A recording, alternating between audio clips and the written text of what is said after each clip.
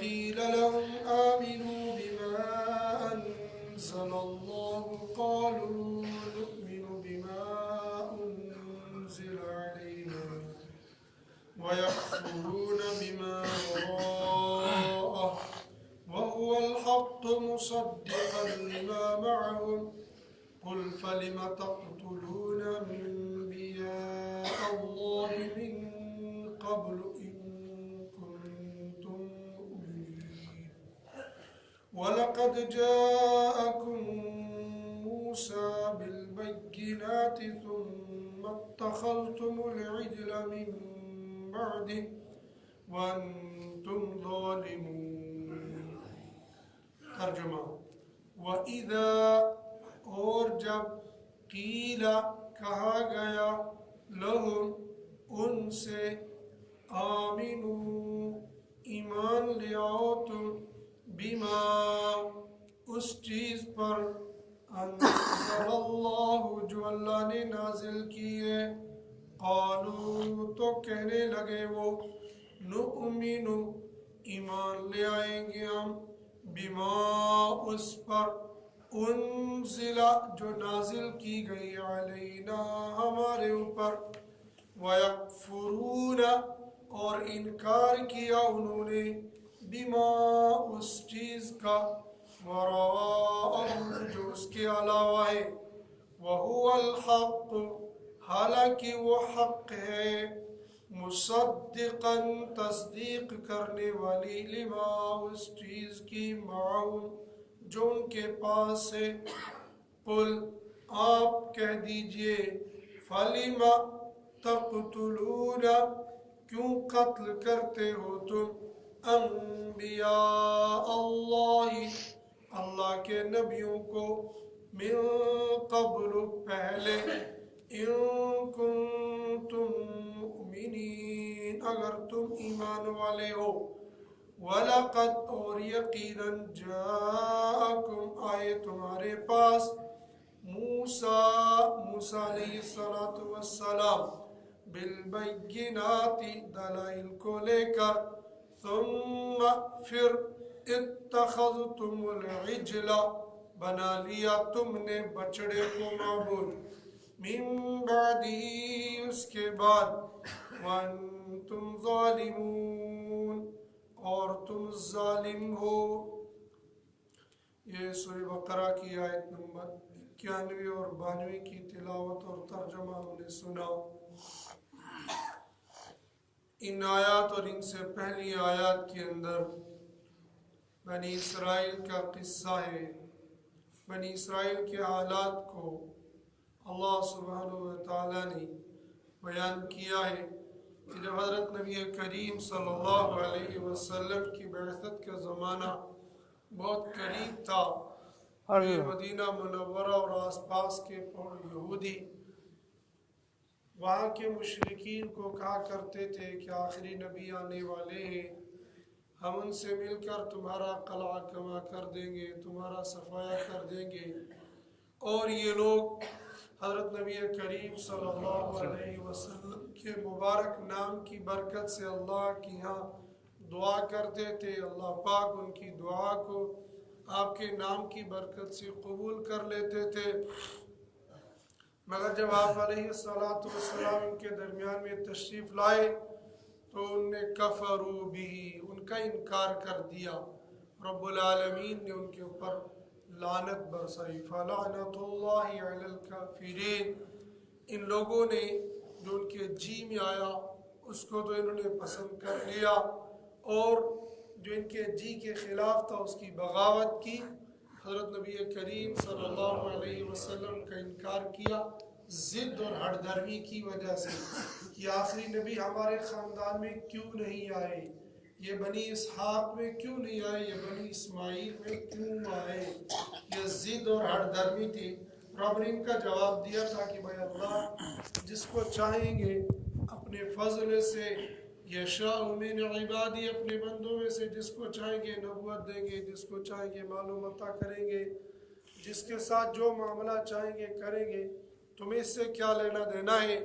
لیکن فباؤوا بغضب علی غضب. غضب در غضب یہ مبتلا ہوتے گئے اور اللہ پاک نے ان کے لیے کل قیامت کے لیے دردناک عذاب تیار کر کے رکھا ہے۔ یہ چونکہ اپنے آپ کو ایمان والے کہتے تھے اور اپنی آپ کو نبی کا متبع کہتے تھے، رب العالمین نے ان سے کچھ سوالات کیے، ان سے جوابات طلب کیے، بجائے اس کا ٹھیک ٹھیک جواب دینے کے پھر انکار کیا۔ کیا رب العالمین نے ان سے کہلوایا وَإِذَا قِيلَ لَهُمْ آمِنُوا بِمَا أَنزَلَ اللَّهُ، جب اللہ پاک نے ان سے کہا، کہلوایا حضرت نبی کریم صلی اللہ علیہ وسلم کے ذریعے سے، ایمان لاؤ اس کتاب پر جو اللہ نے نازل کی ہے، قَالُوا نُؤْمِنُ بِمَا أُنزِلَ عَلَيْنَا وَيَكْفُرُونَ بِمَا وَرَاءَهُ، کہنے لگے وہ ہم اس کتاب پر ایمان لائیں گے جو ہمارے اوپر نازل ہو گئی ہے، اور اس کے علاوہ جو کتابیں ان کا انکار کرتے ہیں۔ ان کے اوپر تو کوئی کتاب نازل نہیں ہوئی تھی، وہ تو حضرت موسیٰ علیہ السلام پر تورات نازل ہوئی تھی، اور یہ چونکہ حضرت موسیٰ علیہ السلام کو ماننے والے تھے، اس لیے انہوں نے کہا انزل علینا، جو ہمارے اوپر نازل کی گئی ہے یعنی تورات، ہم اس پر ایمان لے آئیں گے۔ وَيَكْفُرُونَ بِمَا وَرَاءَهُ، تورات کے علاوہ جو کتابیں ہیں ہم ان کو نہیں مانتے، ان کا انکار کر دیتے ہیں، اور وہ کتابیں تھیں انجیل اور قرآن کریم جو ان کے سامنے تھی۔ انجیل بھی تورات کے بعد آئی، قرآن بھی تورات کے بعد آیا۔ ان لوگوں نے ان دونوں کتابوں کا ماننے سے انکار کر دیا۔ وَيَكْفُرُونَ بِمَا وَرَاءَهُ، تورات کے علاوہ انجیل اور قرآن کریم دونوں کا انہوں نے انکار کر دیا، اور کہنے لگے نؤمن بما انزل علینا، جو ہمارے اوپر آئی ہے کتاب ہم اس پر ایمان لے آئیں گے، لیکن حقیقت میں یہ اس پر بھی ایمان نہیں لائے، اس کا بھی انہوں نے انکار کر دیا۔ بہی طور کی اسی تورات کے اندر حضرت نبی کریم صلی اللہ علیہ وسلم کی آنے کی پیشن گوئی دے دی گئی تھی کہ آخر زمانے میں ایک نبی آئے گا، ان کے یہ صفات ہوں گے، ان کے یہ ماننے والے ہوں گے۔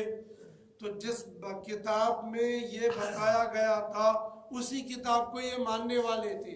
اب جب اس کتاب کو یہ ماننے والے تھے، جو اس کتاب میں تھا وہ ان کو ماننا چاہیے تھا۔ لکھا تھا آخری زمانے میں محمد الرسول اللہ صلی اللہ علیہ وسلم آئیں گے، تو ان کو چاہیے تھا کہ آپ علیہ السلام کی نبوت پر ایمان لے آتے۔ یہ ایمان نہیں لائے، گویا انہوں نے اس کتاب کا، اپنی کتاب کا بھی انکار کر دیا۔ اللہ رب العزت فرماتے ہیں حالانکہ یہ جو آنے والی کتاب یعنی قرآن، یہ ان کی کتاب کی بھی تصدیق کرنے والا ہے، اور یہ کتاب حق ہے۔ وَهُوَ الْحَقُّ مُصَدِّقًا لِمَا مَعَهُ، اور وہ کون؟ کتاب اللہ، اللہ کا کلام، اللہ کا قرآن، یہ حق ہے، تصدیق کرنے والا ہے اس کتاب کی جو ان کے پاس ہے، یعنی تورات کی قرآن کریم نے تصدیق کی ہے کہ یہ اللہ کی کتاب ہے، اللہ کا کلام نہیں ہے، اللہ کی کتاب ہے۔ آسمان سے 4 کتابیں نازل ہو گئی ہے، تورات، انجیل، زبور، آخر نمبر پر قرآن۔ پہلی 3 کتابیں تورات، انجیل، زبور، یہ کلام اللہ نہیں ہے، یہ کتاب اللہ ہے، اللہ کی کتابیں ہیں۔ لیکن قرآن یہ کلام اللہ ہے، وہ کتاب اللہ ہے، یہ کلام اللہ ہے، یہ کلام اللہ بھی ہے، کتاب اللہ بھی ہے، اللہ کی کتاب بھی، اللہ کا کلام بھی ہے۔ لیکن تورات، انجیل، زبور یہ کلام اللہ نہیں ہے، یہ کتاب اللہ ہے، یہ من جانب اللہ نازل تو ہو گئی ہے لیکن اللہ کا کلام نہیں ہے۔ قرآن اللہ کا کلام ہے، 4 کتابیں آسمان من جانب اللہ نازل ہو گئی ہے۔ اس قرآن نے ان کتابوں کی اس بات کی تصدیق کی کہ یہ کتابیں اللہ کی جانب سے آئی ہوئی ہیں، اور ان میں جو کچھ اللہ نے فرمایا تھا وہ حق تھا۔ گرچہ اس زمانے کے اندر اب لوگوں نے اس کے اندر تحریف اور تبدیلی کرنی شروع کر دی تھی، اسی زمانے کے اندر آج تک اس کے اندر بہت زیادہ تحریف ہو گئی، لیکن اللہ پاک نے قرآن کریم کے ذریعے سے تورات، انجیل، زبور کا اعلان کروا دیا کہ یہ تینوں کتابیں اللہ کی جانب سے نازل ہوئی ہیں۔ حضرت داؤد علیہ السلام، حضرت موسیٰ علیہ السلام اور حضرت عیسیٰ علیہ السلام پر۔ قل، اللہ کے نبی صلی اللہ علیہ وسلم کے واسطے سے ان مدینہ منورہ کے یہودیوں سے پوچھا جا رہا ہے، قل آپ کہہ دیجئے، فَلِمَ تَقْتُلُونَ أَنْبِيَاءَ اللَّهِ مِن قَبْلُ إِن كُنتُم مُؤْمِنِينَ، تم یہ کہتے ہو نُؤْمِنُ بِمَا أُنزِلَ عَلَيْنَا، ہم اس پر ایمان لے آئیں گے جو ہمارے اوپر نازل ہو گیا ہے۔